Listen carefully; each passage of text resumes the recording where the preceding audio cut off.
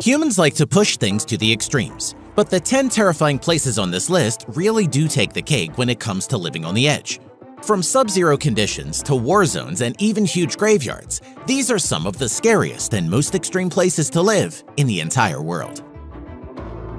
Oymyakon. If natural extremes were a competition, this Siberian town would take the gold. Possibly the silver and bronze too, if we're honest. Home to 500 people and known as the Pole of Cold, Oymyakon is the coldest permanently inhabited settlement in the world. Days here swing between 3 and 21 hours long, and in the winter, temperatures can plummet to minus 72 degrees Fahrenheit, or minus 58 degrees Celsius. This is a town so cold, in fact, that no crops can be grown. Inhabitants live on reindeer meat, game, and fish. The temperatures recently dropped below negative 72 and broke the public thermometer, which had been installed in the town as a tourist attraction. This isn't the coldest it has been, however, as Oymyakon took the record for the coldest temperature in the Northern Hemisphere, when temperatures dropped to minus 89 degrees. This tiny and hardy town is fairly new too. Before 1920, this was merely a rest stop for reindeer herders who came to water their herds at the nearby hot springs. Gulan Refugee Camp. Otherwise known as the camp that is also a minefield, Gulan Refugee Camp probably takes the cake for unappealing places to live. Let's be honest, no one wants to live in a refugee camp, but if you had to pick one, you probably wouldn't choose Gulan. This seemingly unoccupied field was first settled by refugees displaced by brutal conflict in Afghanistan in 2014. What they didn't realize was that this field had been the site of a huge battle between the Mujahideen and Soviet forces in the 1980s. It was still littered with anti-tank and anti-personnel mines. Perhaps the most remarkable thing of all, however, is that not one of the 24,000 refugees currently living in the camp has lost their life due to a mine explosion. This is in part due to the removal efforts, which removed a staggering 1,000 plus mines in the first 12 months, and probably has a lot to do with sheer luck. Zabaleen. There are few places in the world which are truly outside of the law, but Zabaleen in Cairo, Egypt may well be one of them. Sometimes called Trash Town, Zabaleen is mainly populated by Coptic Christians, who are a minority in Cairo. This is a city of trash collectors, literally. The people of Zabaleen make their money by collecting and sorting refuse from all over the city of Cairo. They salvage and sell what they can, feed organic material to their pigs, which also provide a source of income and sustenance, and collect a fee from the city for doing so. While life is hard in Zabaleen, with many children starting to work with their families at 10 to 12 years of age, it has gotten slightly better as of late. For a start, the attempted privatization of the city's refuse collection, which began in 2004, has ended, and the Zabaleen now have their livelihood back. Secondly, many collectors in Zabaleen are now being officially recognized.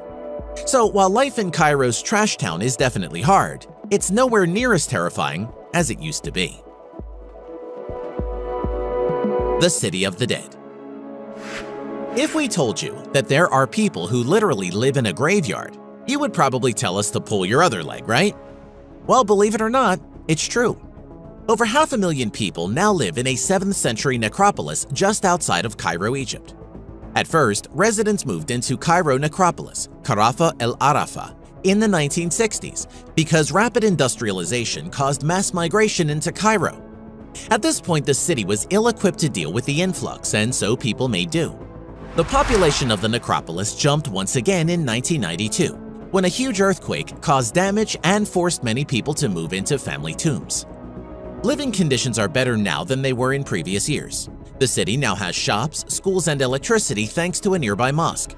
Sanitation is still an issue for residents, however, and while this arrangement is wildly legal and there are plans to relocate the inhabitants, the truth is that there are precious few places for them to go. Living in a literal graveyard takes fear of the dark to a whole new level we're willing to bet. Musharu Village, West Bengal. There are many kinds of terror in the world. Fear of the supernatural, fear of the dark, irrational phobias, fear of death, and of course, fear of huge venomous snakes. If you have ophidiophobia, meaning a fear of snakes, you should probably steer clear of Musharu Village in Bardhaman District, West Bengal. This is a village filled with huge, highly venomous snakes of many types. How, you ask? Have the snakes come to be so populous here? Well, it's an interesting story which has much to do with Bengali culture. The villagers here believe that the snakes are an incarnation of the goddess Jankaswari, and as such, the serpents are considered so holy that no one but members of a specific Brahmin priest family may handle them. A result of this necessary and peaceful cohabitation is that the snakes have little, if any, fear of humans. They are remarkably docile and often enter the homes of locals. In fact, the locals claim that the snakes simply do not bite them, and that if they do, this can be remedied by swimming in the local pond, fasting, and applying mud. Whether or not this works, we're unsure, but we reckon we'll leave Musharu village well alone. Aleppo, Syria. Of all the places to live in the world, Aleppo has to be the most frightening and deadly. While it's true that Aleppo is no longer an active battlefield as it was between 2012 and 2017, and things have become marginally safer, this is by no means a safe place to live. Life in Aleppo is hard and dangerous. Electricity, heating, running water, and internet connection are scarce in supply. Schools and libraries are, if still standing, under fire, and for many people, getting something as simple as a hot meal is a matter of queuing at communal kitchens, which feed up to 30,000 people per day. There are few places in the world which test human resilience quite like Aleppo. Rusinovo. Found in the Kaluga region of Russia, Rusinovo is an entirely unique town, just 70 miles from Moscow, which first came into being in 1948. The Soviet Union had an idea, you see, which seemed great on paper. They would build a town which was adapted to suit the blind and visually impaired. They did this, and in fact, many people came from all over Russia and indeed the Soviet Union to live and work in Rusinovo. So far so good, right? Well, these days, Rusinovo is not so much a town as a ghost town. In the late 1980s and early 1990s, the Borovsk Educational and Manufacturing Facility factory thrived on a partnership with Rubin, a TV factory in Moscow. Since Rubin shut down, however, and the majority of Russian factories have moved to automated assembly, the factory and the fortunes of Rusinovo has declined. Today, many residents live in dire conditions in unrenovated communal apartments with no one to help them keep their homes in order. Rusinovo was pegged as a paradise for the blind, but in truth has become more of a paradise lost since the decline of the factory.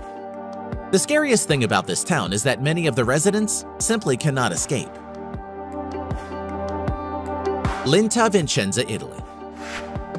Linta takes its rightful place on this list for one reason: its size.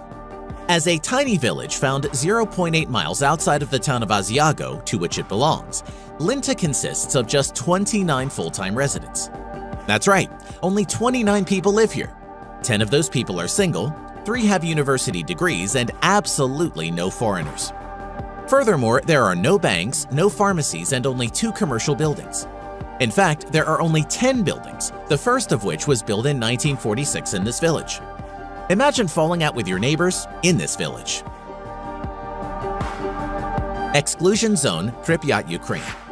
In 1986, the Chernobyl nuclear reactor experienced a critical failure that led to the worst nuclear meltdown in history. The town of Pripyat, just over the border in Ukraine, was home to tens of thousands of people, mostly workers and their families. Most evacuees now live in Slavutich, a nearby town built for them, but over 1,000 people returned, illegally, to live in the exclusion zone just a few months later.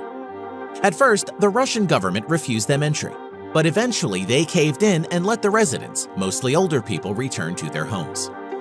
Today, over 30 years later, 130 people still live in this radioactive area of Ukraine. And funnily enough, some studies suggest they are living longer and better than their previous neighbors. This is not too surprising. After all, if you discount the radiation and free-roaming bears and wolves. Life in Pripyat has to be full of fresh air and exercise, right? Aogashima, Japan.